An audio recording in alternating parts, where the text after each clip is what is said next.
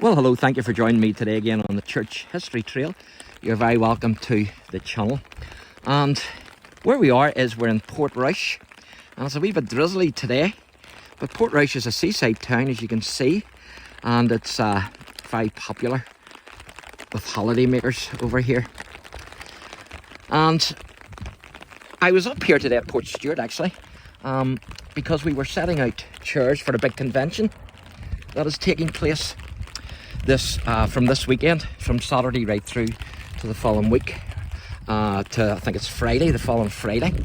So it's the Keswick Convention, Port Stewart. So if you're in the area, why don't you drop up and you'll get good Bible teaching.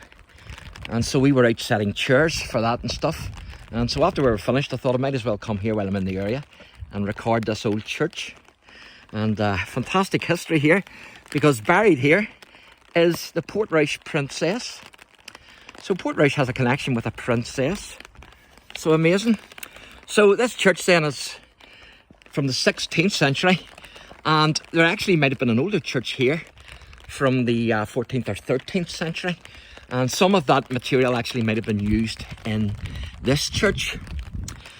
So a fantastic church, no doubt about it. And as I say, there's a princess buried here, and you call her Dorothea Ross. And some think that Dorothea was the illegitimate child of King James II whenever he was in the area, heading towards Londonderry. And she was supposedly conceived with a farmer's daughter from Ballymunny during the king's visit here. So whether that's true or not, who knows, but that is how the saying goes anyway. But Dorothea married a wealthy merchant from Coleraine called Ross, and she died quite young, in her 20s. And her headstone is said to have been erected by Queen Anne, her half-sister. And now you can see the boys working away, cutting the grass. Oh, it's good to see the boys cutting the grass, so it is. Because that means whenever I'm going through the graveyard, you have less chance of falling. How you doing? So there you are. So we're going to head over this way here. Here's another worker coming. I was just saying to the YouTube viewers there, it's great to see the boys cutting the grass, because some of the graveyards you go into, the grass is like a jungle, and it saves me having to fall. So you're doing a good job. Keep up the good work. Good man, sure. All the best now. So there you go. So what we're going to do now is we're going to have a look at this grave of this princess.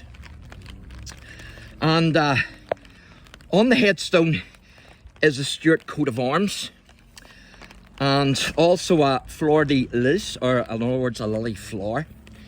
And today the inscription has been worn away.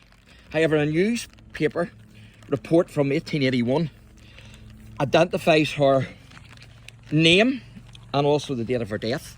And so this is it here. Fantastic, isn't it?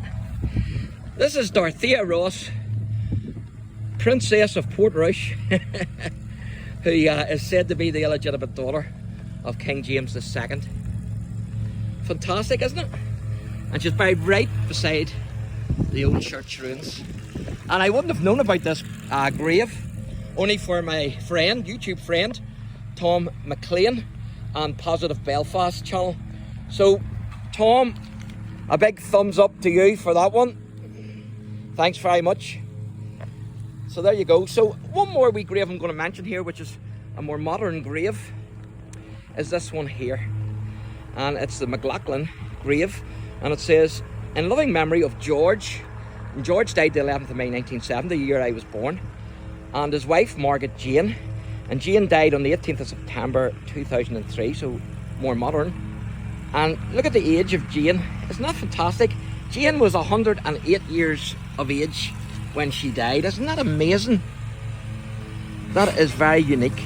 108 years of age. And then their daughter also, Helen, and she died in 1934, and she was only 6 years of age.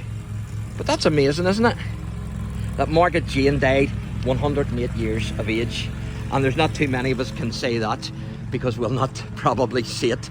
So thanks for watching, and God bless.